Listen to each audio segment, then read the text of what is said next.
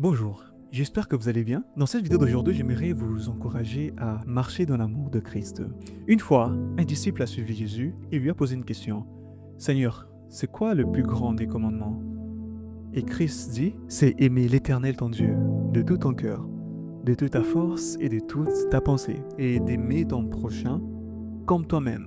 Et une fois, il a même dit que on connaîtra que vous êtes mes disciples si vous avez de l'amour les uns envers les autres. La vie chrétienne, c'est aimer. Aimer les gens qui sont autour de nous.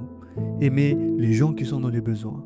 Mais cet amour doit être mis en pratique. On définit la compassion comme étant l'amour en pratique. Et une façon d'exprimer son amour envers quelqu'un, c'est de se mettre à sa place. Aussi longtemps qu'on ne se mettra pas à la place des autres, il nous sera difficile, voire même impossible, d'exprimer notre amour envers les gens. Dieu a fait la même chose. Pour exprimer son amour envers nous, Christ s'est mis à notre place. Il s'est donné pour nous. Il a été châtié pour notre réconciliation avec Dieu. Il a été puni pour que nous soyons pardonnés par Dieu. Il a été blessé pour notre guérison.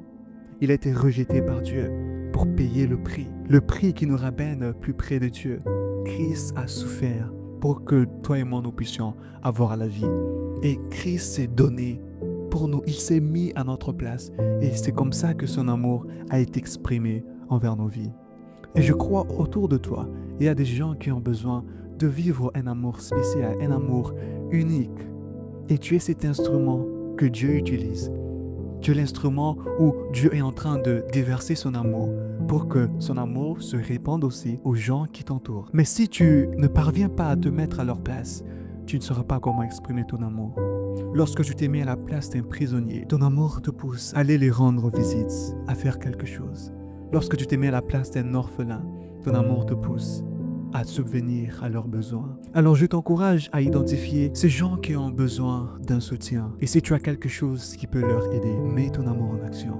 Marche dans l'amour de Christ. Christ nous appelle, toi et moi, de marcher dans son amour, d'aimer les gens qui sont autour de nous, de les traiter comme il veut les traiter, d'agir envers eux comme Christ allait agir envers eux. À chaque fois que Christ voyait une foule, il avait la compassion. Il voyait des brebis qui manquaient de berger. Et qu'est-ce qu'il a fait? Il s'est donné pour ces brebis. Mets-toi à leur place et laisse ton amour s'exprimer envers eux. Que Dieu te bénisse abondamment.